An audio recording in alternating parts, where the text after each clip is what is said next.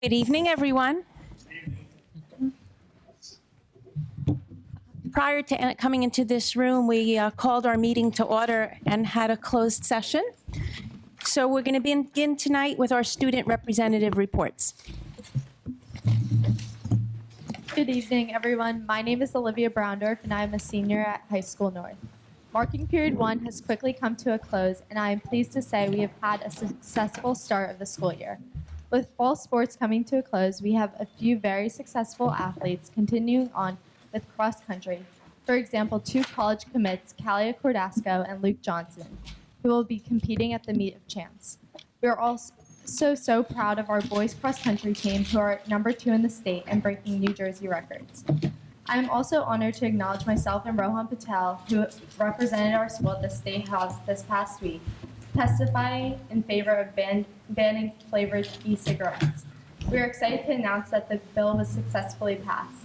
It was an experience that will last a lifetime, and we are so thankful for the opportunity. On the note of being thankful, I hope you all recognize the things you're most grateful for and enjoy an amazing break filled with love and family and friends. Good evening. My name is Sonia Manloy, and I'm a senior at High School North. Winter sports began last week with swimming tryouts. Many of the other winter sports will begin at the beginning of next week. The fall drama Clue took place this past weekend, and it was a huge success. Our Model United Nations and the Junior States of America teams went to their fall conference this past weekend and performed very well. The Model United Nations team scored 3rd place. This past weekend, high school seniors went to the Orange Theory Fitness to support the post-prom fundraiser. Thank you, and as Olivia said, have a good Thanksgiving weekend. Thank you. Have a great weekend, too. All right, we have 2 presentations tonight, so I'm going to turn it over now to Dr. Russo to introduce our comprehensive annual financial report. Okay, at this time, I'd like to introduce our auditor, Scott Cleland.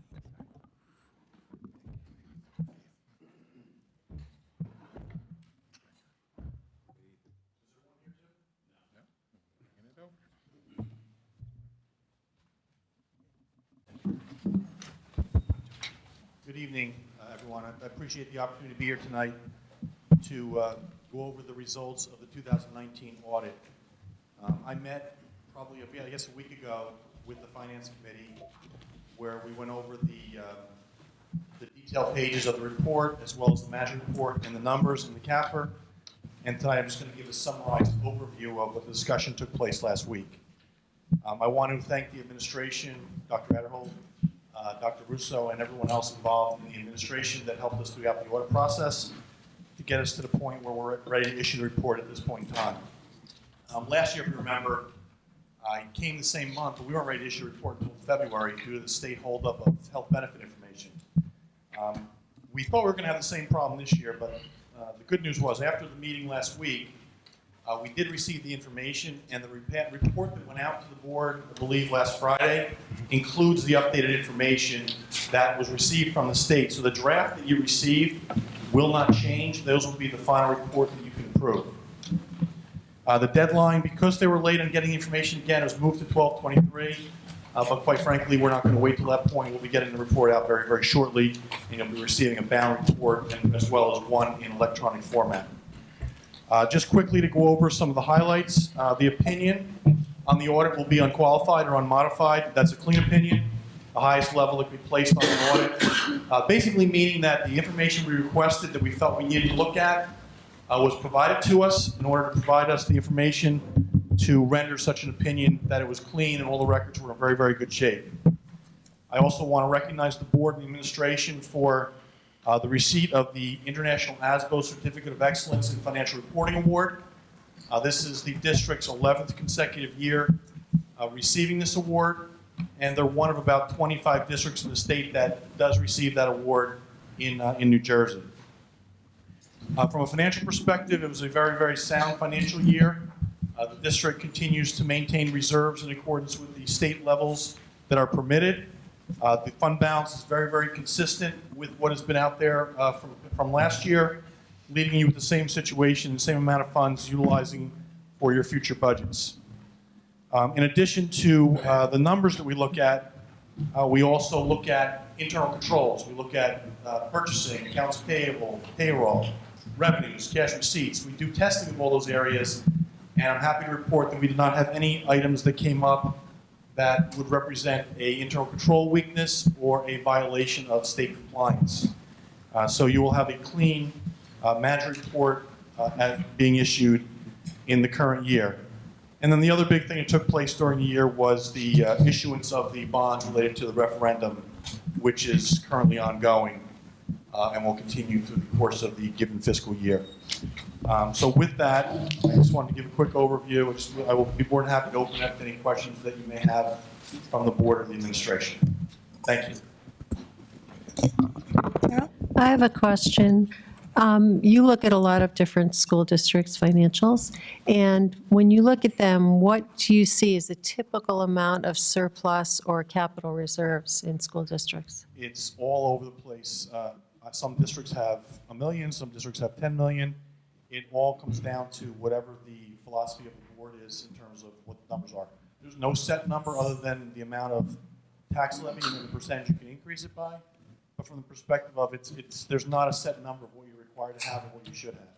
It comes down to personal budgetary philosophy, basically. Okay, thank you. Are there any other questions? Thank you very much. Thank you. Thank you. Now I'm going to turn it over to Dr. Adderhold, who's going to present the 2020-2021 high school program of studies. Good evening, everyone.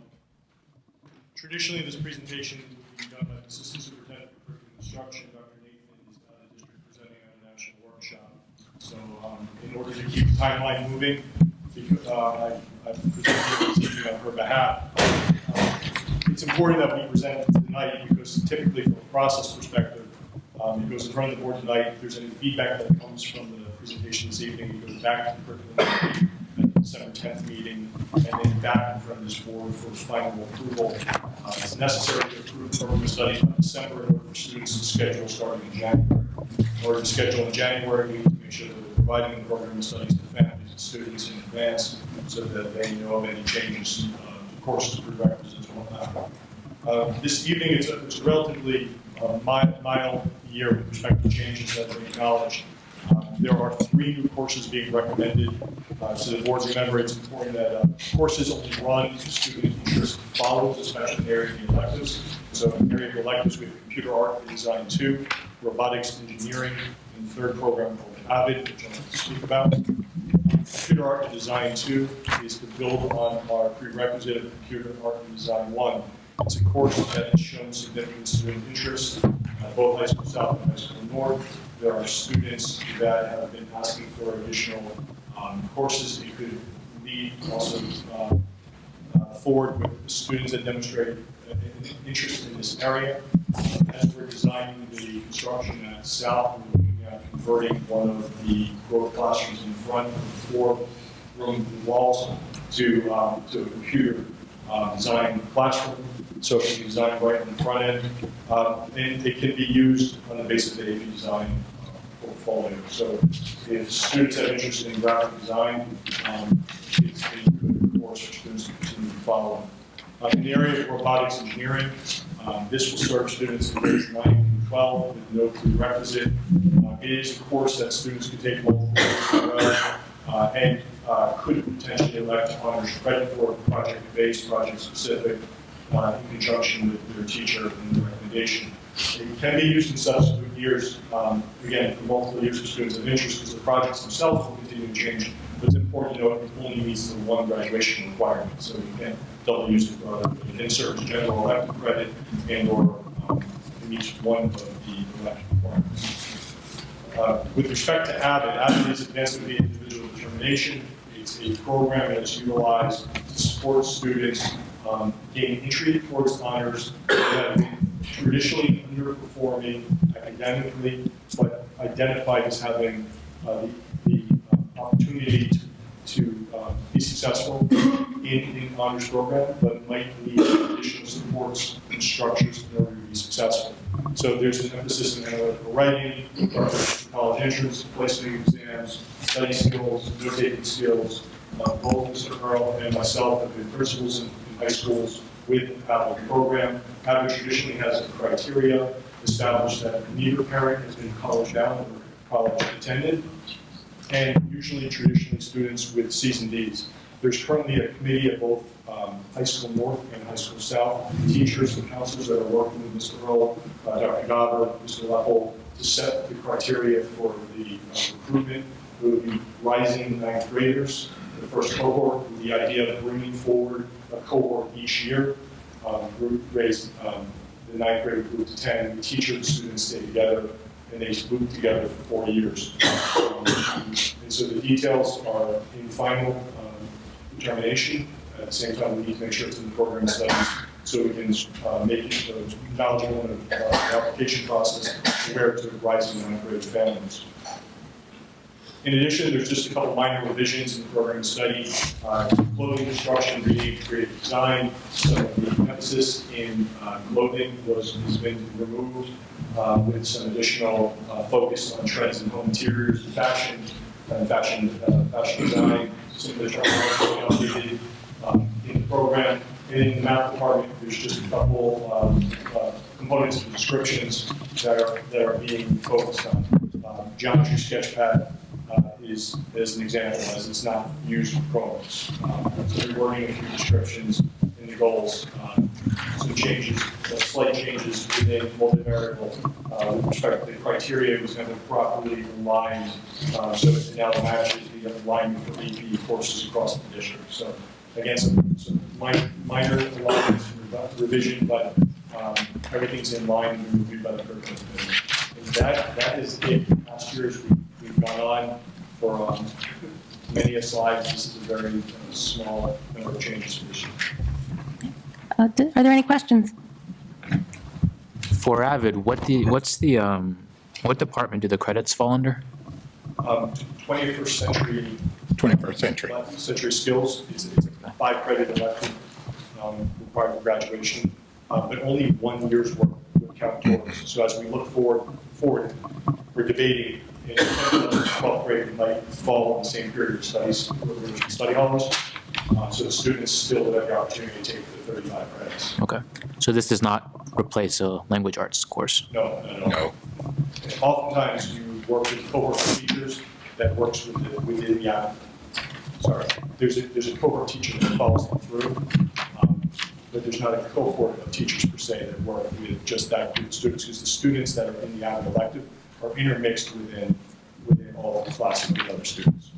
They just come together for that elective period. Any other questions? Thank you, Dr. Adderhold. That brings us to our first opportunity for public comment. The board invites thoughts and reactions on agenda items and items of concern from members of our community who are present. Each participant is asked to give his or her name and address prior to making a statement, which will be limited to 3 minutes. All statements shall be directed to the presiding officer, and this public comment period shall be limited to 60 minutes. Before we turn the mic over to the podium, I just want to clarify a couple of things, because I see a lot of people in the audience who have not been here before, maybe haven't seen how we roll with the public comment here. So I just want to make sure that we all understand what's about to happen. So this public comment period allows the board to listen to your concerns. We have a process established that ensures that everyone is heard in a fair, consistent, and equitable way that is both courteous and respectful. So I just want to point out a few things, whether you're making a comment or you're listening to the comments, what you can expect. As I said, we have a 3-minute time limit to public comment. On the podium is a little box that has colored lights, and you will see it'll be green and then it will go to yellow and red. That yellow light will come on when your time is running out. When you see that yellow light, you should be finishing up your statement. We expect you to be finishing up your statement when that light, and when the buzzer goes off, please finish up. If you keep talking, you can expect that I will interrupt you. So you got 3 minutes. When you get to the podium, please talk very close to the mic, and please give your name and address before you start. Your time will start after that. Right, Chris? Okay. The board will not enter into a question and answer session with you when you make your comments. This is your opportunity to speak. And when you speak, we are listening. We want to hear what you have to say. So please don't interpret our lack of discussion with you as that we're not listening or we don't care about what you're saying. That is absolutely not true. This is your time to talk, and we are listening. One final thing that I want to point out. I don't know what you're going to tell us. We're going to listen. But it's possible that you may speak about an item that appears on our personnel agenda. The appointment of people to positions in our school district and their employment is never discussed in this room. That is not a topic that is discussed publicly. Personnel issues are confidential and private, and those discussions happen in closed session. I'm just going to turn it over to our board attorney, Mark Toscano, to see if he can add anything to explain this process before we get started. No, Madam President, I think you explained it perfectly. The only thing I would just add is, again, if there is no response, that doesn't mean that the board is disinterested or is not hearing you. What the board has typically done is at the end of the public comment session, the board will respond or have the administration, in particular Dr. Adderhold, respond en masse. We'll take notes as people talk, and then we'll respond at the end of the session so as to give as many people that wish to speak the opportunity to do so within the time limit allotted. That would be the only thing that I would add, Madam President. Thank you. So we have 1 hour for public comment, and we're going to start now. My name is Eric Lasky, 114 West Windsor, New Jersey. My son's name is Max. He's a junior at high school in North. He's been part of the North baseball program since he's been a freshman. I'm here today to talk to you about 2 decisions that were communicated to the North baseball team yesterday during a meeting with the district athletic director. Resignation of the North baseball coach to assume the head coach position at South, and that there be no varsity team at North in spring 2020. I'm the president of the North Boosters Club. I'm also very involved with the Little League of Babe Ruth, having a position on the boards there, and coach many of the kids in both of the programs. I am both concerned and disappointed with the administration's decision to allow Coach Billing to resign his position as head coach of the North program to become the head coach of the South baseball program after finishing only 1 season with the North program. The result of this decision is that the North baseball program will now have its 3rd head coach in less than 1 year. There's no possible way that this decision was made with the best interests of the North students in mind. While I'm personally disappointed that Coach Billy decided to walk away from the program, that he decided to take the task of rebuilding this a year ago, I'm not here to disparage him. In fact, I'm aware of many North students who have decided to play baseball again this spring because of the positive experience that he brought to our team. I am, however, very concerned that the district does not have a policy in place to prevent this from happening. Taking from one school for the benefit of the other should not happen. To the contrary, I expect the administration would ensure that any decision it makes is the best interest of all the district students, not any one individual program or school. That clearly didn't happen here. While the train is certainly left on the decision with regard to this coaching decision, I strongly urge the board to adopt a policy that prevents this from happening in the future. I'd also like to briefly address my understanding that the North baseball team was told yesterday that they would not have a varsity program this year, but instead begin playing JV. I'll reserve most of my comments on this topic in light of the letter we received today from the principal of North, Mr. Dr. Dauber, inviting us to participate in a meeting on Monday to discuss this topic. I truly hope that the administration will take into account the perspective of both the players and their parents in making this decision. This decision should not be about how many games North varsity baseball team could win this spring. Instead, it should be about student development, both as athletes and people. The players have the maturity to realize that success should be measured by progress and improvement and not wins and losses. That's why I've heard from several players that they would much rather play with a varsity team that's not won a single game as opposed to a JV team that dominates this competition. If North plays the JV baseball schedule this spring, I fear this will be the beginning of the end of the North baseball program, and I think that's a result, I hope that's a result that no one wants. Finally, I'd ask that the board work with the administration to make sure this does not happen again with any WWP sports program. Please work with the athletic department administration and require them to come up with an action plan for any sport that's struggling. An action plan that is focused on encouraging and increasing participation in sports from middle school throughout the high school time. There's no doubt that with a strategic plan in place for each sport, WWP sports will thrive, and students will develop critical life skills that come with playing on any team or individual sport. Thank you for your time. Thank you. I think you'll hear also from some of the players as well.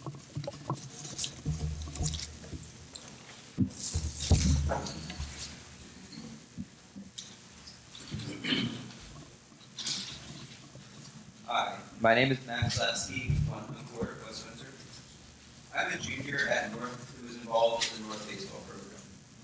I am here to give students perspective regarding the news of losing our second head coach in under a year and the fact that we were told we would be playing the JV schedule this year, despite being told last year we would play varsity schedule in 2020. When I heard this news yesterday, I was disappointed that our coach was leaving North for South. But more importantly, I was disappointed that I would again be losing the opportunity to play varsity baseball at North, something I was lucky enough to be my freshman year. The varsity schedule presents higher level challenges that will not only help my baseball skills on the field, but my grit and determination off the field. I also understand that playing a varsity sport is looked upon as beneficial in the college application process, whether you are going to college for a sport or not. As a team, our interests lie within the challenges of a varsity schedule. We worked hard last year, becoming a great JV team. We were driven by the prospect of playing varsity baseball this year. I really hope that the administration will consider the wants and needs of the team when ultimately deciding the outcome of our competitiveness this upcoming season. Thank you for your time. Thank you.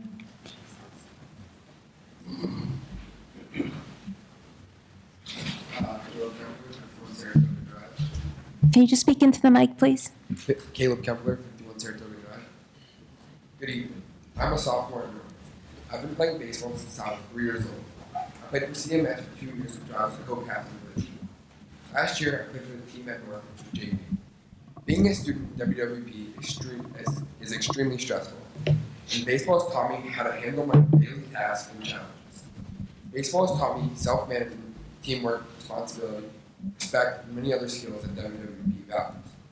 When I started at North as a freshman, I quickly learned that there will only be one team, which was the JV team. I'm a competitive player. I pitched and I played second base, and I knew if we had a varsity, I would love to try out.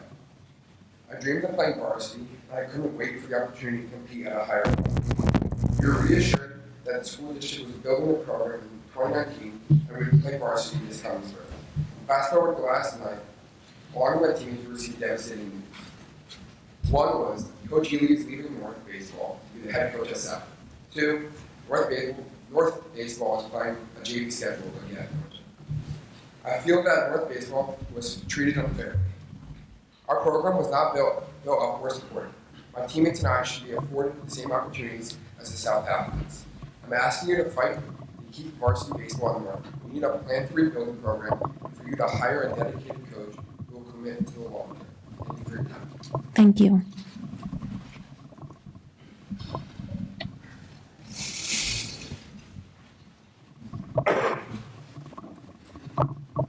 Joshua Bissett, 4 Maple Avenue.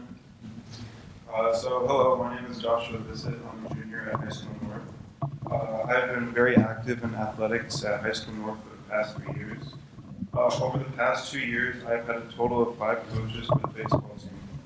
After my first year, Coach Santoro, the head coach, left for Steiner, and Coach Boyce left the team completely.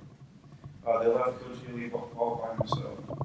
Thankfully, they were able to get another coach to help out. Yesterday, at a meeting after school, I was surprised to hear that Coach Ely would be resigning as the coach. This is the second year in a row that our coach has left our team for another team. Also, all I've heard from the directors is that they're trying to rebuild this program constantly changing coaching every year is not going to help rebuild this program. I've also been part of the high school's football team. From my freshman year, all of playing football to now, the past years were the downfall of the team. I can see the same similarities in this baseball program. Numbers are starting to decrease, and we are now only down to one team. Also, now that it's being said that we are only going to be a JV team, numbers are going to decrease even more. Last year, our only 2 seniors left the team because of only having a JV team. Also, another player left and went to another school because he was questioning and he had concern of the baseball program in the next couple of years. Not having a stable coaching staff and the lack of players is possibly going to take this baseball program down. I have dreams and aspirations to play college baseball. Being a part of a varsity team is a big part of the recruiting process. I am nervous and scared that without having a varsity team, my goals may not happen. Thank you.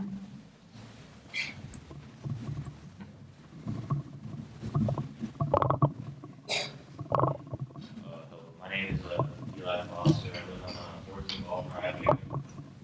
And hearing the news of our coach Ely leaving early, although that was disappointing me as seeing as our varsity hopes usually take a turn for the worse than to see them improve. I do respect his decision, and I do respect to see him grow as a coach. For coming in, playing baseball the freshman year, we had to take on the role of a varsity team, a freshman on varsity. It was very challenging for me. And I do believe that when we truly needed a JV team before our varsity had turned down. Going into sophomore year, I faced the same issues of developing and taking the challenge of a varsity baseball team. And then junior year came where we had our first junior varsity season. Our head coach, Mr. Santoro, stepped down, took another job at Steiner. And by then, with my varsity experience, I was looked upon men among boys in a sort of way, playing against university competition. Looking this year, I would really like to see a varsity program because I saw myself improve greatly when I started out young in varsity. Seeing these people, I would like to see them grow as a player to really challenge themselves if we have a varsity program. Thank you for your time. Thank you.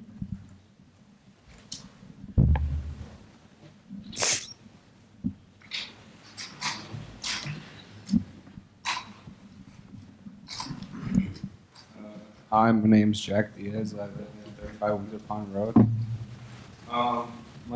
Yesterday on Monday afternoon, I was also surprised to hear that Coach Ely was going to resign as a head coach and be part of another head coach at South. And I think that it was kind of disappointing to hear like this information because I'm a sophomore and I was a part of 3 sports last year. I was part of football, wrestling, and baseball, and all of those teams that I've been a part of so far were like really low in the county in player size. Like we had nobody playing, and I see that. I also see that this is also happening to baseball as well, and I think that this was like really not a good like. Really a bad miscommunication towards us and towards all families part of high school North like baseball, and I think that that this should not be really right. Thank you.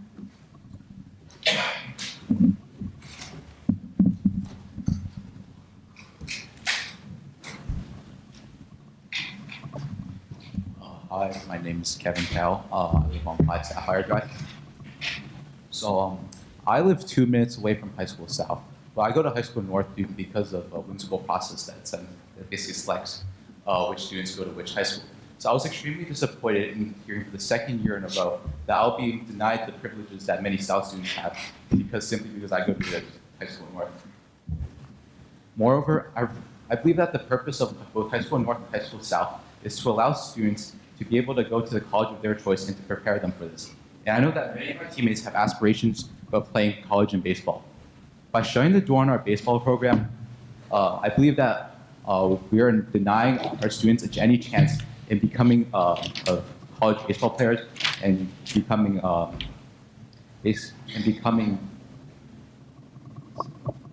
excuse me. So I believe that by shutting the door on our baseball program, we are denying any chance for our players to fulfill their dreams of playing college baseball. Thank you for your time. Thank you.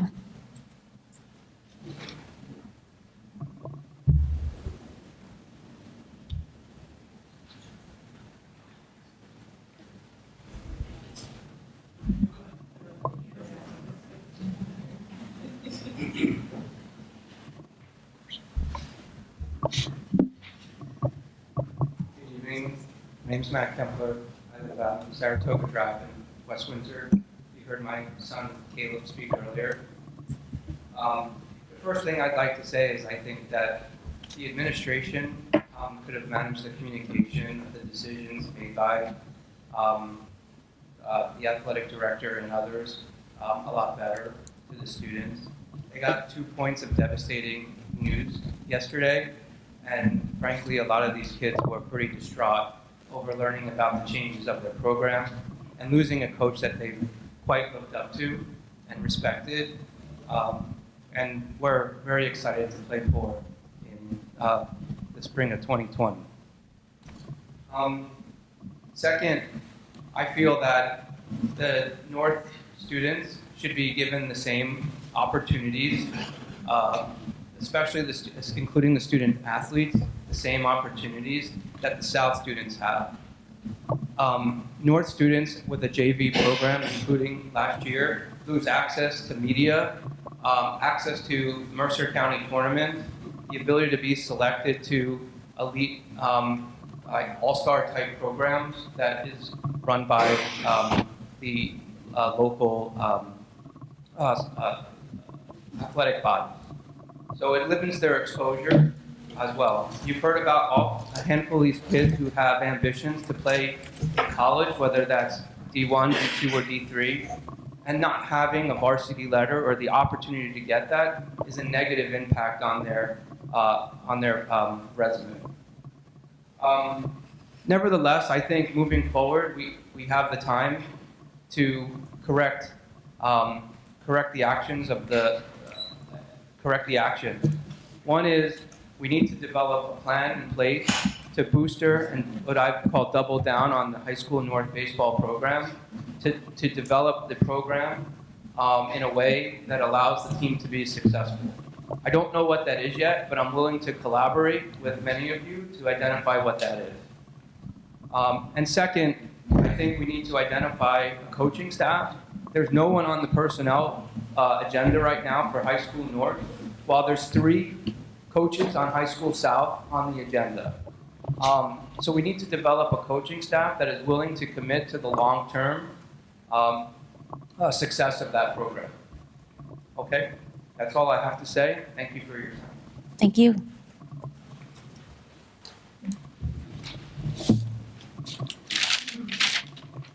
Hi. Hi, good evening. Joanne Lasky, Hunt Court, West Windsor, New Jersey, West Windsor. I'm here as a parent of a student who you saw speak, who has played baseball at High School North for 2 years and had planned to play for the next 2. I'm also here as a parent volunteer on the West Windsor-Plainsboro Athletic Task Force Committee. As you all know, I've also come to speak to you as a representative, as president of PTSA Community, Millstone, and Hawk, and I've also previously served on the technology committee. So I tell you that to offer some perspective on my following comments. I have seen firsthand how well this district can identify a student need and then work and plan effectively to provide a thoughtful, practical, and equitable solution. I've been part of those discussions and I've seen it happen. That said, The events of the last few days relating to High School North baseball have shown that there is a substantial lapse in effective planning and equitable solutions in athletic program in West Windsor-Plainsboro. Athletic programming. The athletic task force has been meeting on and off for more than 18 months, and it was more than 2 years ago that athletics were identified by our administration as the target of our attention. At these meetings, there have been countless conversations to identify issues that need to be addressed, and there have been countless ideas proposed about how to address those issues. So, now these are my questions. If the district has identified that building, growing, and supporting our athletics programs is important, then where was the planning for a baseball program at High School North? Why do teams, specifically for purposes of this discussion, High School North baseball, keep getting blindsided by coaching and programmatic changes? And why do these changes seem to follow rumors circulating, which seems to be happening even before the news is out, and then without consultation with the student athletes that we so often talk about supporting? As you know, and I've sat in discussions about this, West Windsor-Plainsboro District Strategic Goal number 3 of the mission statement reads, recognizing that children need to balance physical, social, emotional, and academic needs, we will maintain a supportive culture and build structures for the health, safety, and well-being of the whole child. Those structures are lacking. That supportive culture is lacking. Our kids are now benefactors of a system that keeps prioritizing something, I don't know what, over growing, developing, and supporting their athletic programs. I've spoken to this board in the past to urge that the successful advancement of our high school athletic program starts by developing and growing our middle school programs.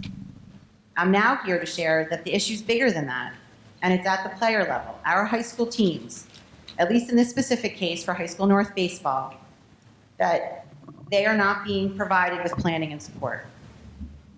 So how can we maintain a supportive culture, as we say is important, when our kids and their athletic programs are being shortchanged? I'm hopeful that shedding light, for lack of a better description, on this unfortunate situation with High School North baseball will help inform better ways of operating going forward and ensure an appropriate solution for these High School North baseball players. Thank you for your time. Thank you.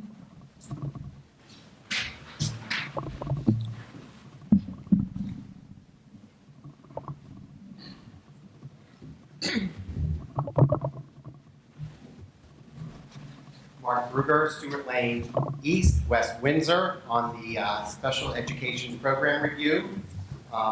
As many of you know, I have about 30 years of experience professionally and as a volunteer working with students and young adults with disabilities.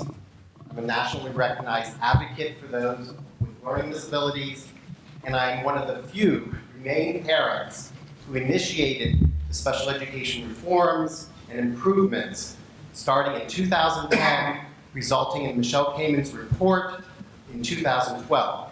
The board at that time approved 90 changes and improvements to the special education program, fundamentally altering the projections for the positive in this community.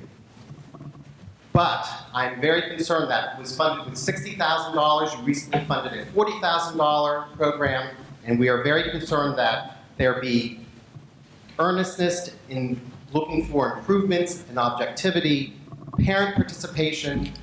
7 years ago, and 7 years is a long time to wait for a program review. 7 years ago, we had 100 parents show up to town halls, 3 town halls. We had input from frontline teachers without any interference or fear of retaliation from the administration.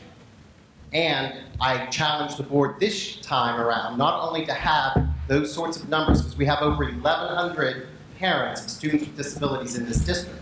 I think we can get 100 or 200 to show up for something that's critically important like this. But we should also get the students' input. We are now a person-centered planning state, and the students with disabilities, particularly those in high school, should be available to advocate for themselves and what changes they need. We spend $28 million on special education instruction in this district. That is a third of the instruction. When you look at that in a $40,000 review, it looks a little bit unbalanced, don't you think? We waited 7 years for this, actually more than that, 9 years for this, because we started this process in 2010. We have new changes. The bar is higher. It's different We have a more inclusive education in the world today. We have an emphasis at the federal and state level on life and work. We have Supreme Court cases saying that minimal progress in education is no longer satisfactory and equitable for our kids with disabilities. We have court cases like Texas, where an 8% identification rate is not enough when the national average is 13 to 15%. By the way, West Windsor only has a 10.5%, which is strangely low for the surrounding area. I guess we have better water or something. And we have District under Department of Education Civil Rights Monitoring for equitable access to honors programs and language.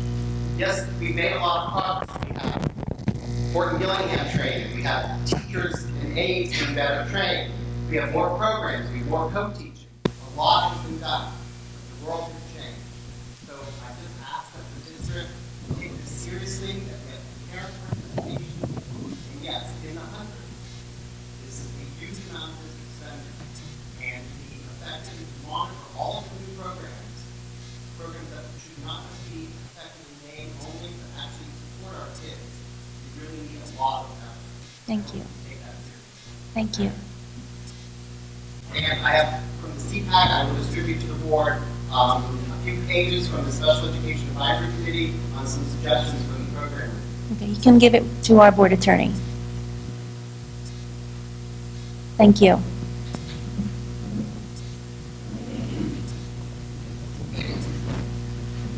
Hello, I'm Sarah Raji, 954. Just going back to the athletic issue that was discussed earlier.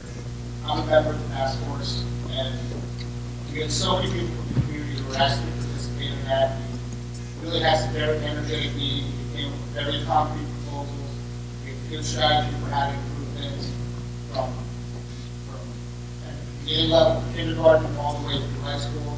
And we set a timeline, and we had agenda items. Everyone was very motivated for ongoing meetings. And after that time has gone by, the lack of progress has been a bit disappointing. And I really think that, I understand you all have, the administration has a lot to do. It's a very difficult job. What you all do is very appreciated. But this issue needs to get better. And we have a lot of people in the community who are very experienced in this area and gave really good concrete ideas that they haven't been acting on. And one of the things the administration also needs to be mindful of is how you communicate things. I'd invite somebody to speak to these young men, maybe hear about some things that were said in that meeting. And I think you agree with me that they're perhaps over the top. This wasn't handled well. These young men put a lot into sports, young women, obviously their sports.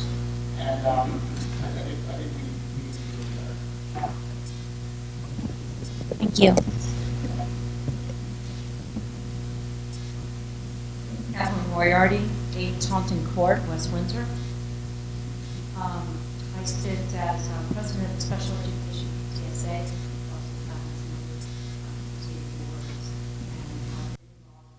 areas of the community within West Windsor. We are very concerned about how the progression of the special education program review, which we've been seeking to have done for a number of years now, and the very limited resources that look like they're going to be put towards it. Much different than what it had been the years before, as Mark had stated. We certainly feel for the students that are here, and we too understand the concerns and feel like we're sharing very similar concerns, and echo their common issue to support vulnerable programs, as Mr. Lasky had talked about, and to actually look at providing measurable action items to really get these programs moving and going, whether it's athletics or in the case of academics, or in the case of behavioral programs. Many of our kids, athletics is a wonderful outlet for them in the special needs community to be able to exert their anxiety and their energy and be able to calm their minds. So to be able to have a very robust sports program that some of these kids really motivates them to do well academically is something that we certainly would support as well. Similarly, what some of these parents had echoed for this program, the lack of this program, such as the lack of communication, is also something which we echo as well in the special needs program. As you know, Dr. Adderhold, under Dr. Victor O'Neill, that many of the items that were in that special ed program review, over 90 of them, many of them centered on communication issues. And we disagreed that when there was a summarily a distributed email that stated that all the items in the program review have been dealt with. We disagree with that. We think there continues to be communication issues, and we're seeing it in other programs as well. And we would like to think that the school will take an effort, the district, the administration will take an effort to improve that communication, because clearly it's pervasive throughout the district. A lack of consideration, a lack of also parent involvement. And I think that's what the lack of communication stems from.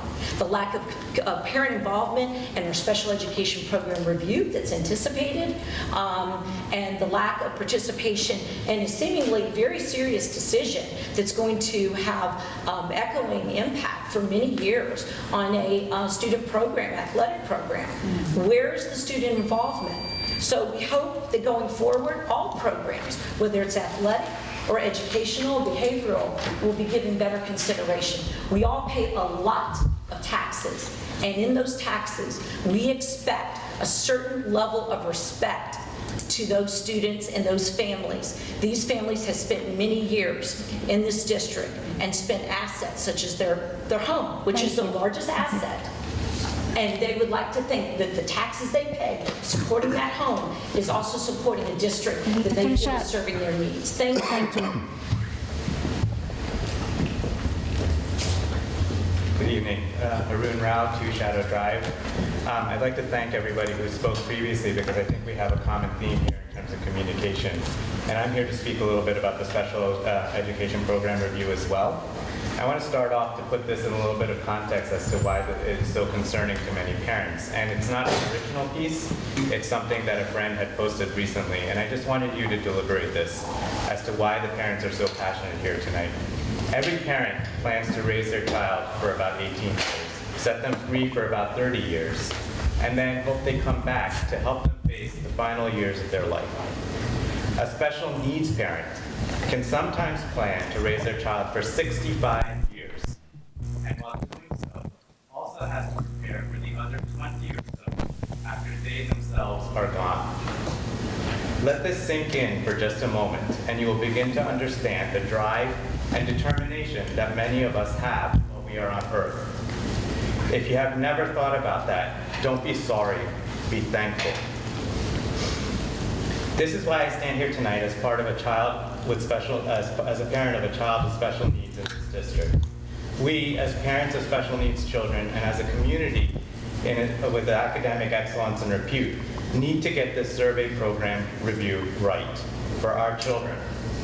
Our community has changed demographically, and we as a district have been fortunately able to bring many special service students back into the district since the last review.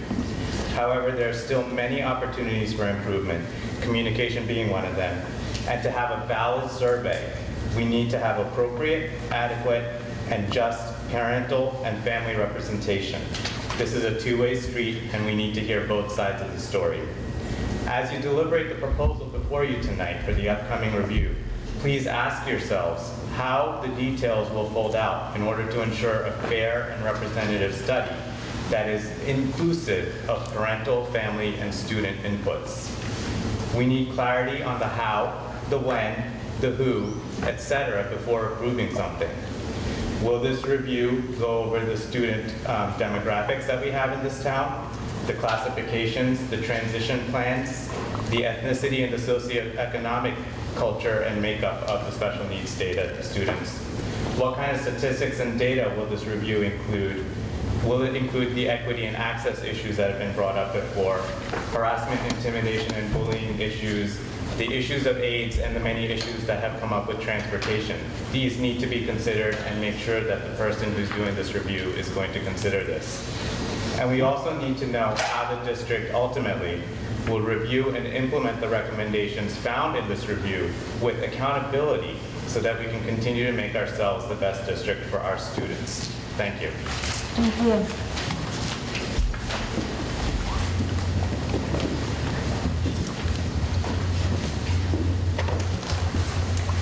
Good evening. My name is Cheryl Bissett, and I'm at 4 Maple Avenue. I am a parent of a baseball player, and I have had the great opportunity for him to be able to grow up in baseball in this community ever since he was 6 years old. And it is very disheartening to see a program decrease the way that this has here for High School North. And I was very frustrated yesterday by the news that was shared. And I think part of it is I realized that what was shared with us, that this is a time for coaches to be able to be interviewed, receive applications, and to have the opportunity to maybe fill some open positions that you may have. And, you know, part of our frustration may be that just has not happened yet for High School North. Although it was news to me tonight, though, that there are 3 coaches for High School South with none slated for High School North. And so you all are very bright people. You have been voted into your positions, and you're thought of because you're very strategic and you have a lot on your plate, and there's a lot of things that you have to evaluate and analyze.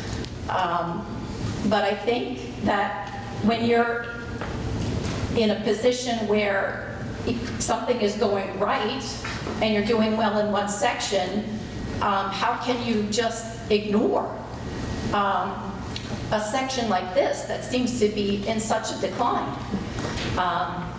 That is hard to accept. And so I implore that the folks here will have an opportunity to really take a moment to, and thank you for listening to the boys and the parents and those who are trying to lead the program, so that we can give these boys opportunities to advance to the next level, which a lot of them want to do. And so we want that support. And we hope that you will take the moment to listen and take action of what you've heard tonight from the boys, so that you can come up with a very good plan and be able to correct what they've experienced in the past 24, 48 hours. And I thank you very much for your time this evening. Thank you.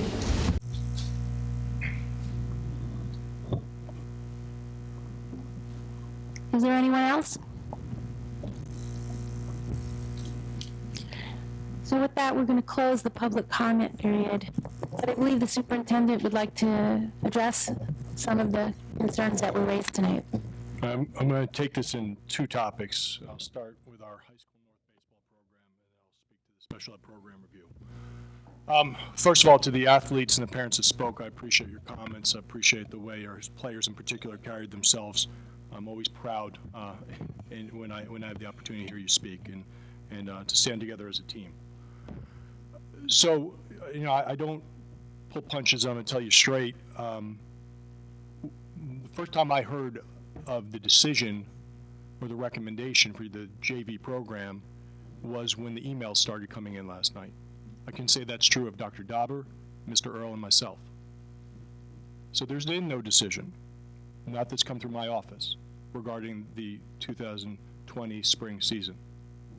Right? So whatever was communicated or shared with you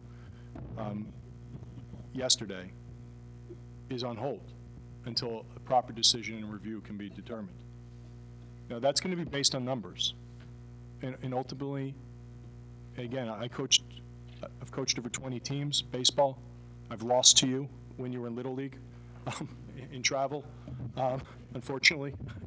And so my children are your age, so I literally have lost to you on the field as a coach.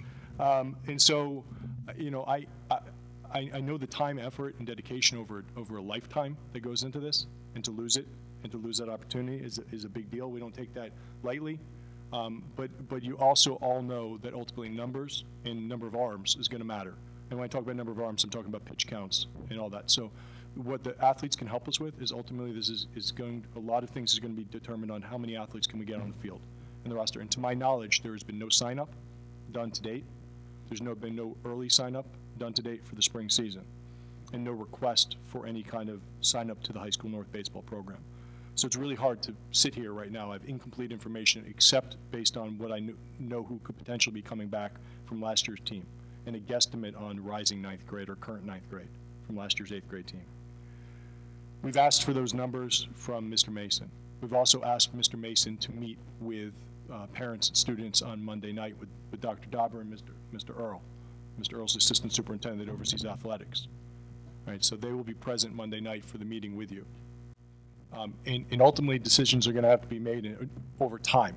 It is not a tomorrow decision or a Monday decision.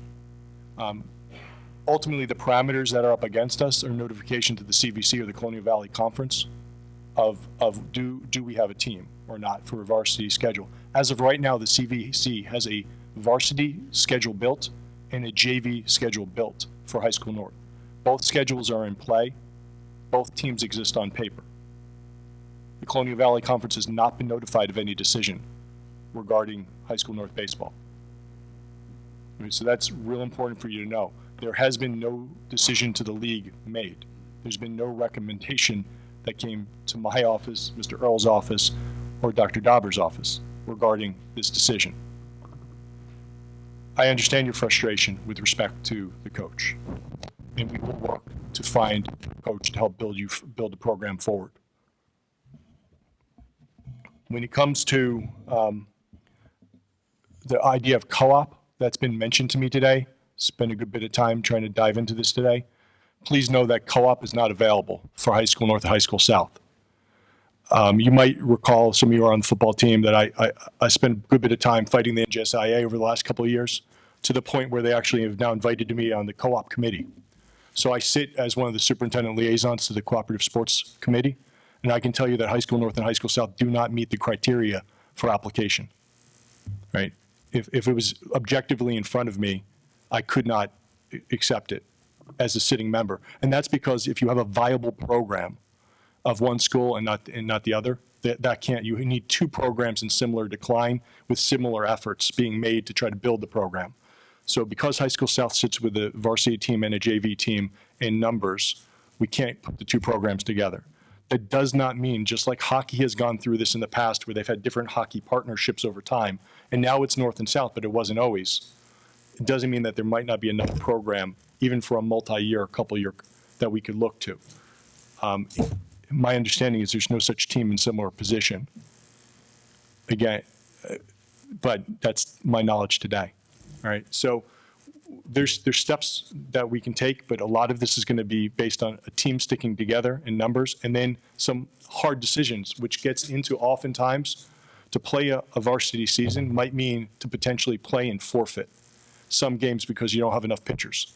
But if you have pitchers and you develop them, that's different, right? So it's ultimately a pitch count numbers game issue. And that's something that can be discussed on Monday night. So again, I just want to make it really clear, there's no outright decision right now. I'm sorry for what was ever shared to you on Monday. It was shared the way it was.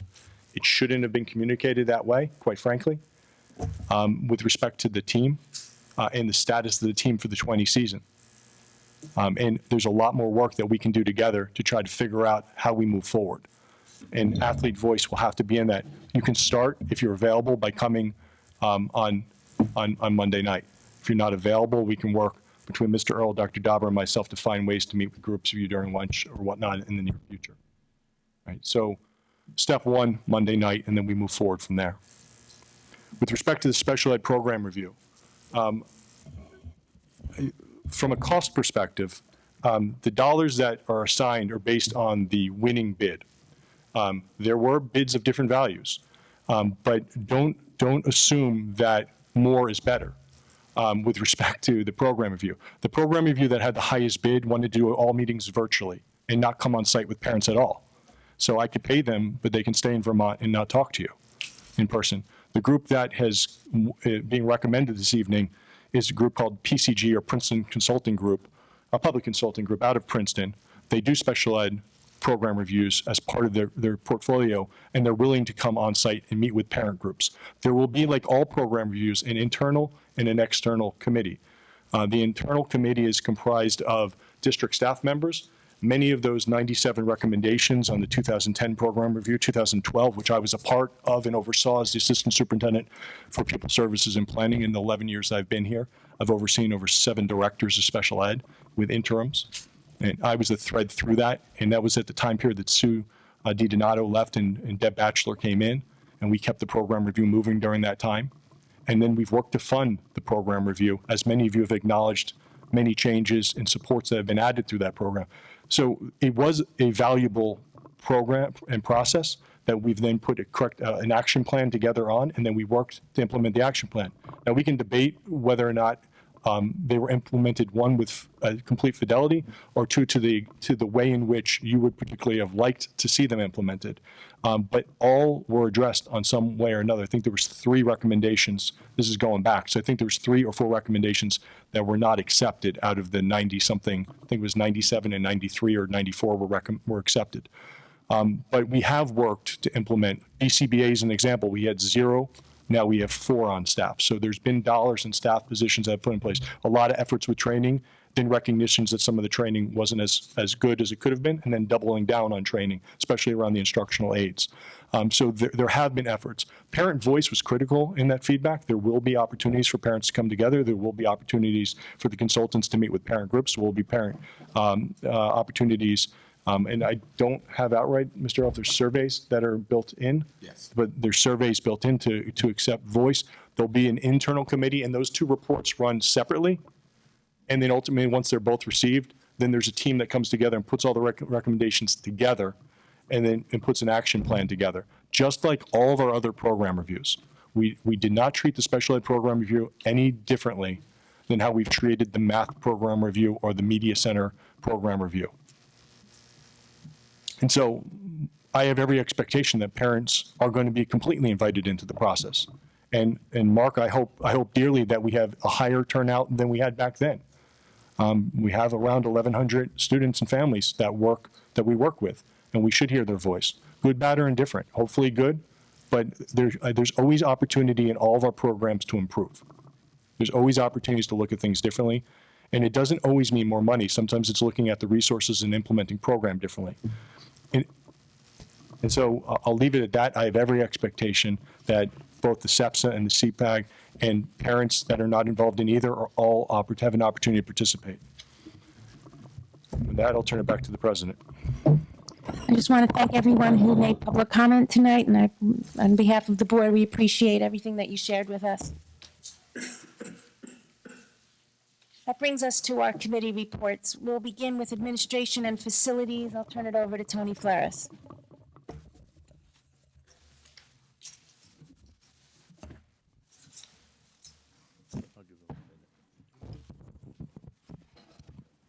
We're going to take a couple-minute break, and then we'll turn it over to Tony Flaris.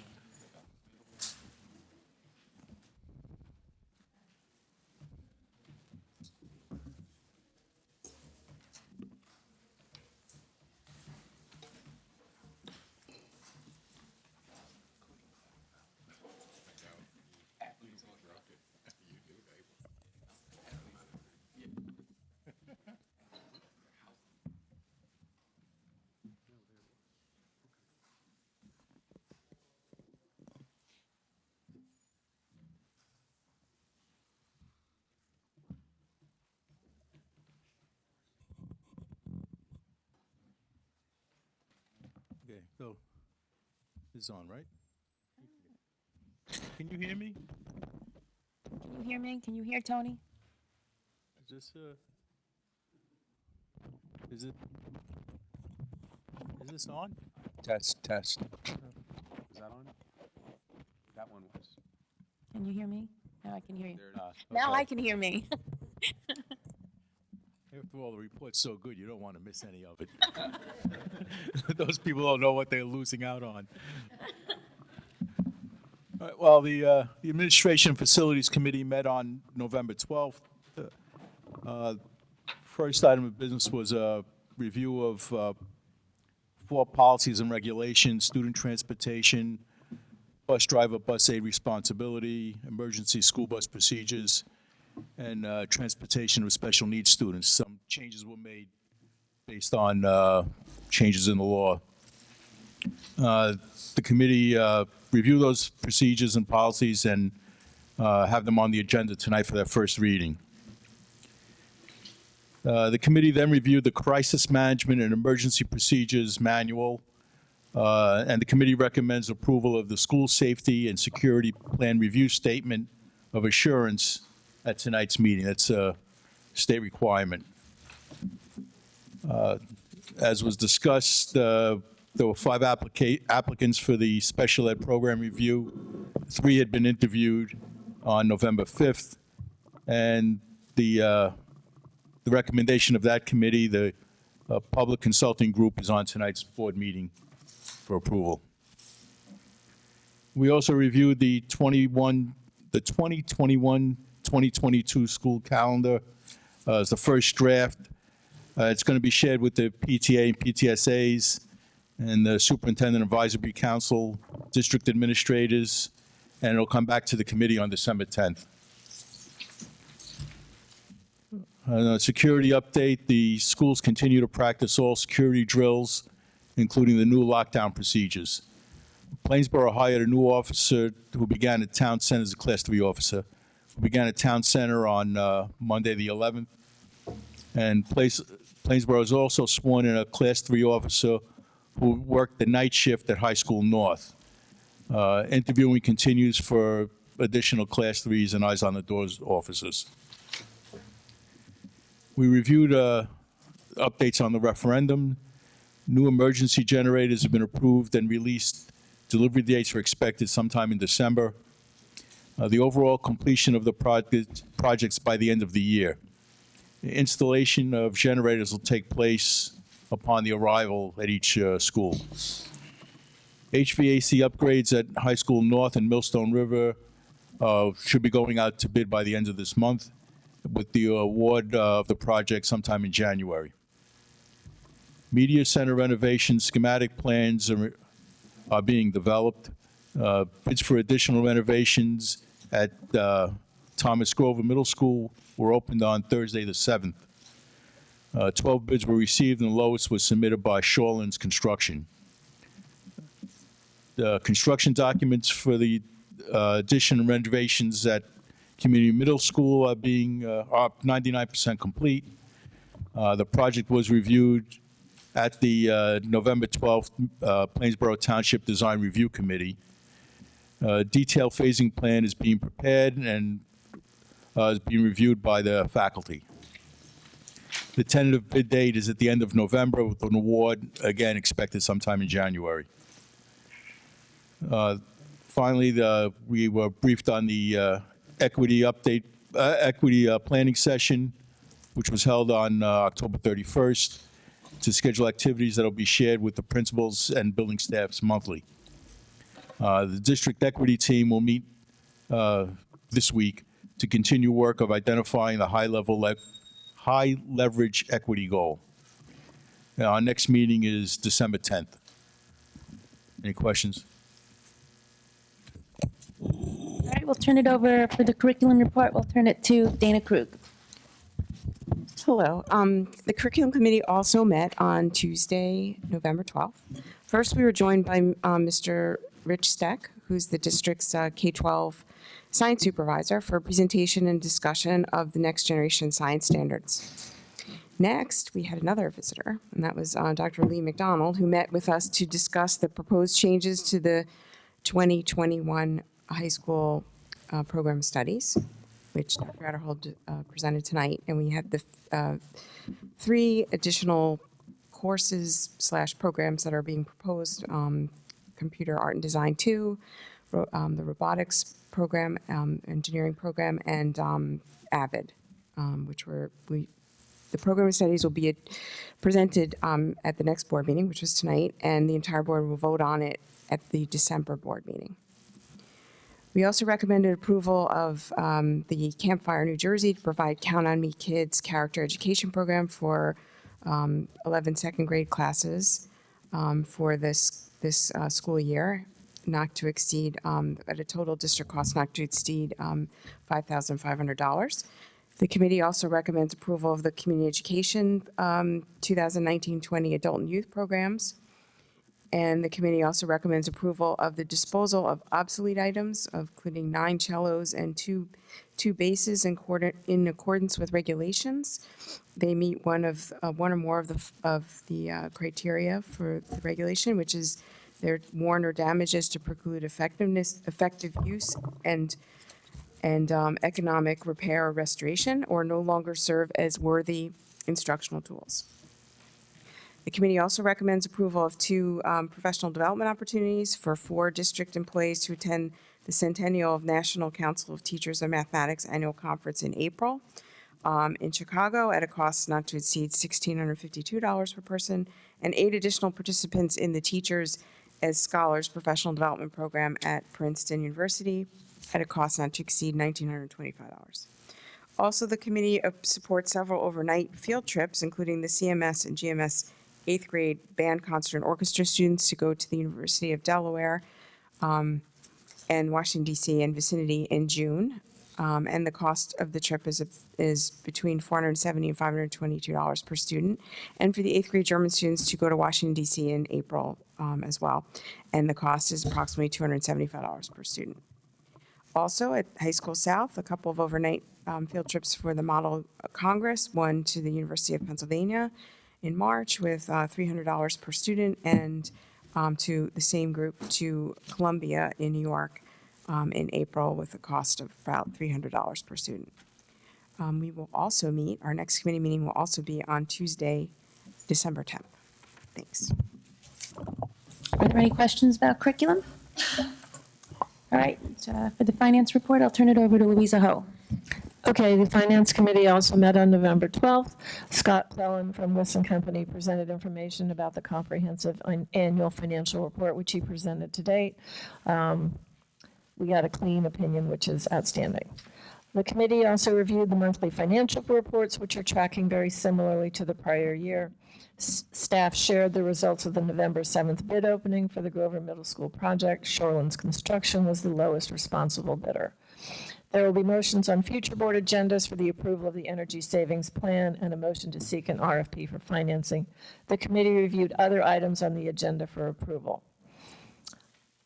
Construction update. Administration updated the committee on the status of ongoing construction. Both the Hawk project and Town Center project are progressing. Regarding the referendum projects, High School North and Millstone River HVAC plans have been submitted to the State Office of the Controller for review prior to going out to bid.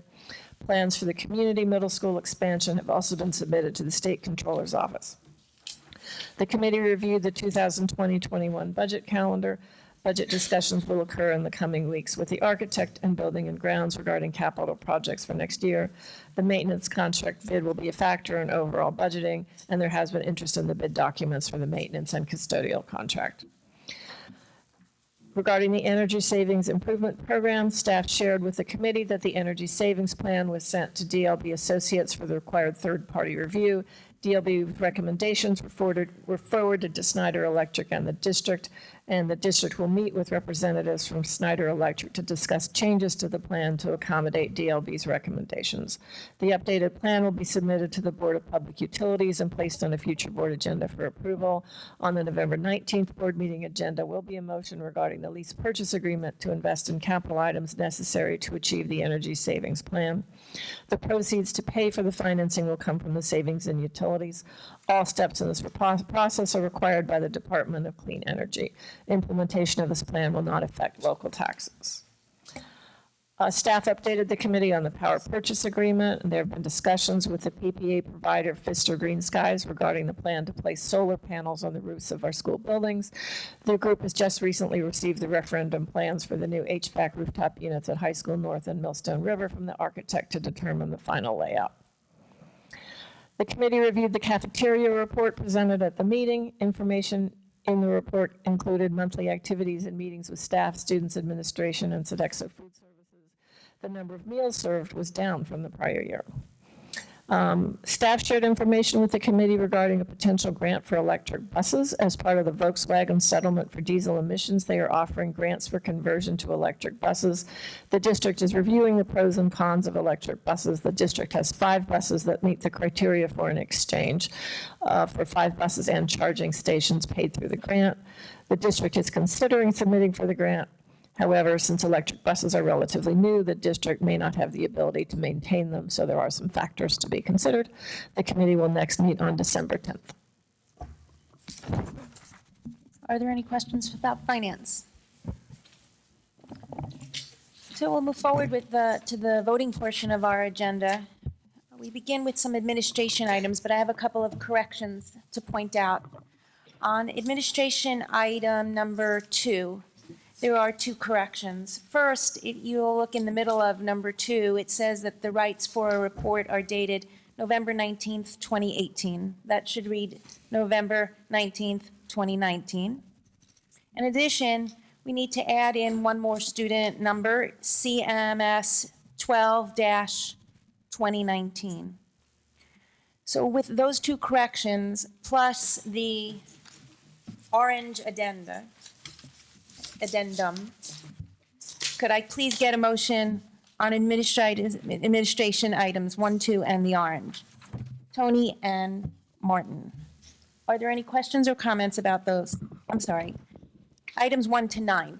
Items 1 to 9, I apologize. Item number 2 is the one that has the corrections, but it's a motion on administration items 1 to 9 plus the orange addendum. Tony and Martin. Are there any questions? I have a question. On the drills for security, I'm wondering how did those go and how did the students respond and feel about it? I'm sorry, where are you? And this is number. Security drills? Number 4, school security drills. Yeah, those are fire drill, the fire drill schedule. Each month, each school has to practice 2 security drills. One happens to be a fire drill, so you see the schedule here. You see the fire drill date, and then you see the security date. What we are actually asking, oddly enough, this month and a few weeks ago is how are students responding. So we're hearing from principals now about how students are responding, and then we're making edits based on that. Now, what we are not doing is backing away from creating urgency. When there's a security drill or a fire drill, we want everyone in the building to move accordingly and move appropriately. But if students, as they mentioned recently, that we added a feature in the lockdown alert and they felt it created some anxiety, so we did meet with principals, the staff, we took the students' information into account, and we met in the middle. So instead of having that alert, this is an example, but instead of having that alert go on the entire drill, we had the ability to make it happen 3 times and stop. That also gave us some features back that we were attempting to get in terms of use of the phone. So we're taking student information almost every drill. And when they share something with the principal thinks it's valid, it comes to me, and we go and we try to make an effort to see if we can meet them halfway, if it's appropriate. Again, we don't sacrifice safety, so. Thank you. You're welcome. Are there any other questions? Okay, we'll start with Mr. Chang. Yes. Mr. Flores. Yes. Ms. Hertz. I'm going to abstain on number 3 because I haven't seen that security plan, but yes on everything else. Okay. Next is Ms. Ho. Yes. Ms. Krug. Yes. Mr. Whitfield. Yes. Mr. Zhang. Yes. Ms. Case. Yes. Can I please get a motion on the curriculum items 1 through 5? Dana and Carol? Are there any questions on the curriculum items? Okay, we'll start with Mr. Flores. Yes. Ms. Hertz. Yes. Ms. Ho. Yes. Ms. Krug. Yes. Mr. Whitfield. Yes. Mr. Zhang. Yes. Mr. Chang. Yes. Ms. Case. Yes. Finance items, we have one correction. On number 7, at the bottom of the page, it says the reason is incomplete statement of ownership / no bid. The word guarantee was cut off by mistake, so we just need to put no bid guarantee on that item.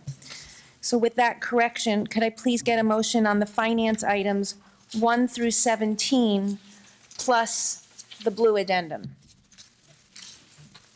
Louisa and Taylor. Are there any questions on the finance items? I have a question. On the resolution, on the second page, it says that the Board of Public Utilities is expected to approve this proposed plan in December, and that the school district will probably adopt it in December. So I'm wondering, why is this being done now?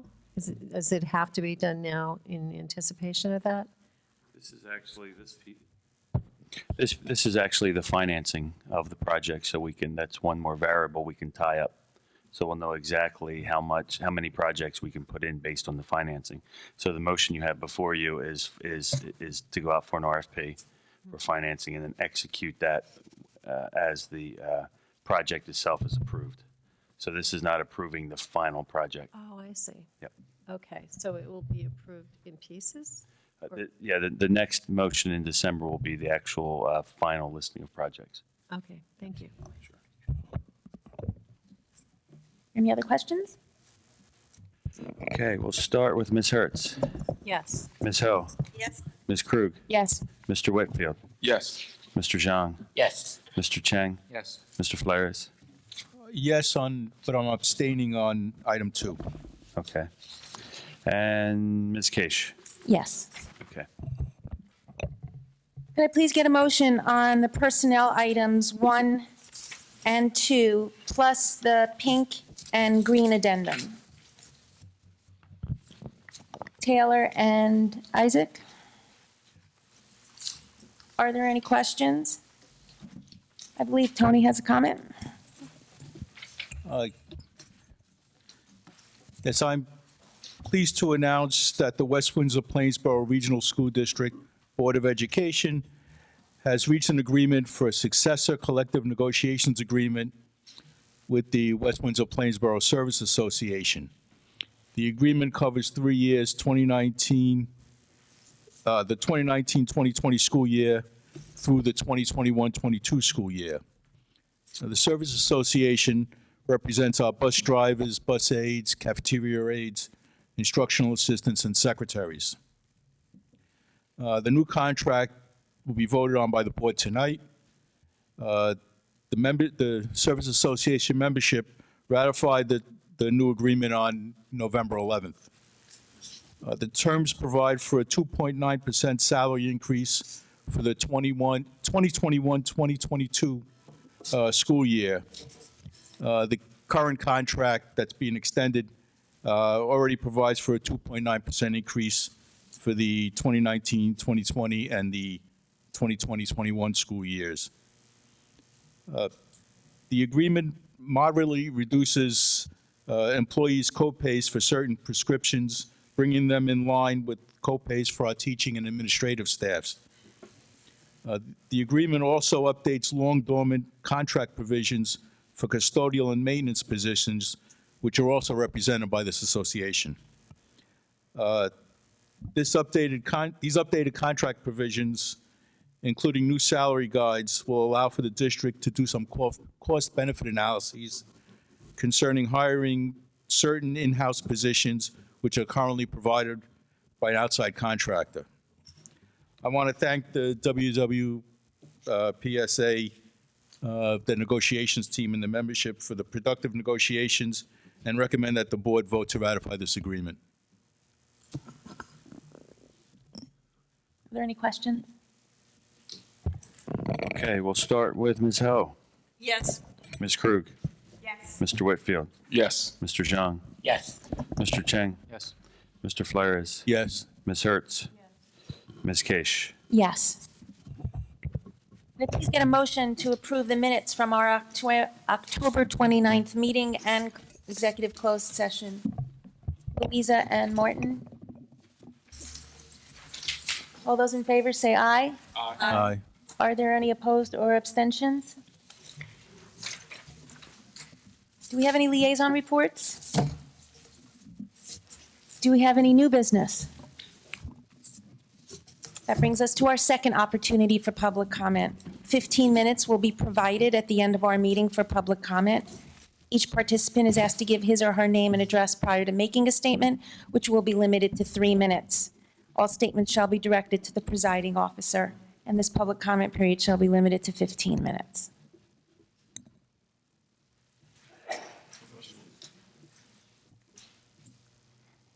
Well, seeing as there's no comments, we'll close that. And before we go, I'm going to wish happy birthday to Bonnie. Happy birthday, Bonnie. And can I get a motion to adjourn?